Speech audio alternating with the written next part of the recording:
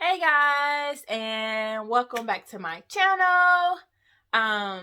This video was not planned, so excuse the way I look. My shirt is all wrinkled, whatever. But I wanted to come and tell you guys why I would never braid my Microlocs again.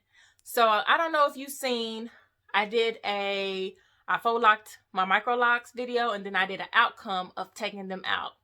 Now, in the outcome, you got to see my locks after I took them out. I was very, very nervous of taking them out because when I did the faux lock video, I did one of my locks over to show you guys how I did it. So I got a little sneak peek of my locks underneath. So that's why I was so worried in the outcome, because when I took it out, it just looked super stretched, and I had one that was slipped, like it was like hanging on to nothing, right? So I was super nervous when I was taking them out in the outcome video. So that was good. When I took them out, I was good. Nothing. I just had that one slippage. The rest of my hair was fine. If you see the video, the rest of my hair was fine. Now, later that day, I did my retie that weekend. So later that day, I did my braid and bundle so I can shampoo my hair. So I shampooed my hair and let it air dry. And a couple of hours later, I started my retie. Now, when I did my edges, when I got to my edges to do my retie, that's when I noticed more slippage. And you know, I was kind of hurt. So there was more slippage. I had about maybe 5 on this side, 5 on this side, and I did repair them. And hold on one second. So I wanted to grab the repair needle. So I did have to repair them with this repair needle. And so I don't know. I don't know if how many of you guys had ever had your hair braided, just your natural hair, not your Microlocs or anything like that, just your natural hair braided. I normally, when I have my hair braided, I take my braids out. Sometimes I will wash it right after I take the braids out, or sometimes I will wait till after I shampoo it. Either way, when you're combing your hair out, you're going to have a bunch of shedding, right? So they say you get 1,000 strands a month shedding, right? I don't know where these strands go because they're not on my pillowcase. They're not in my scarf. They're just blowing in the wind. I don't know where they go, but you're supposed to get 1,000 strands a month, right? So you comb your hair out and you get all those sheds. It's not breakage. It's just shedding. So when I took my locks out, I think that's what happened. I think I was getting my shedding, and some of them had nowhere to go, so that's why they were slipping. And some of them it went to the top of my lock and just made a little ball. So like, I want to show you.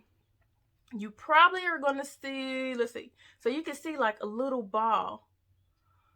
So like it was shedding and it had nowhere to go, I feel, and it just stopped right on top of my locks. So you can kind of, I'm going to pull, let's see, I pull these up. So you can kind of see all the little balls. You guys see that? So all these little balls, that was at the top of my locks, and then it was my new growth. So I'm just trying to make sure you guys can see it. So I'm trying to give different views here. But I think that's what happened. So I think like your hair, so say this is my new growth, and then it was just shedding. So then it got into a ball because my lock is there. It has nowhere to go. So I have that little ball there at the top of my lock.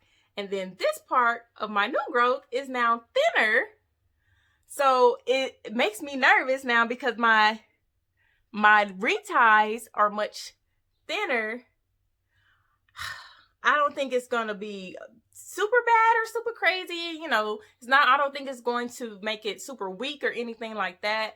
But I do feel like on my edges, it's going to be weaker. So I can show you like one that is really, really, really skinny. So like this one. You guys see that? See how thin that is? Then you have the ball and then my lock. See that? So, see that one? So on my edges, it was a lot of slippage. And in order for me to repair them so they wouldn't actually just break all the way off, that one is the very first one that I seen. It's the only one that actually broke off. And I ended up just adding it to another lock. So the rest of them I tried to save. And what I was doing to try to save them was repairing them with the repair needle. And I would pretty much like fold it. And then I would go in with the needle. Because with the needle, you're going in the lock or the hair back and forth. And the way I do it is I go back and forth and I roll it. And what it does is it kind of grabs hair so it can pretty much lock and mat up. So I'm hoping that's going to secure some of my locks, but I am a little worried as far as my edges go. The rest of them I'm okay with. They're just going to be thin at the root, but it's not all of them, I guess.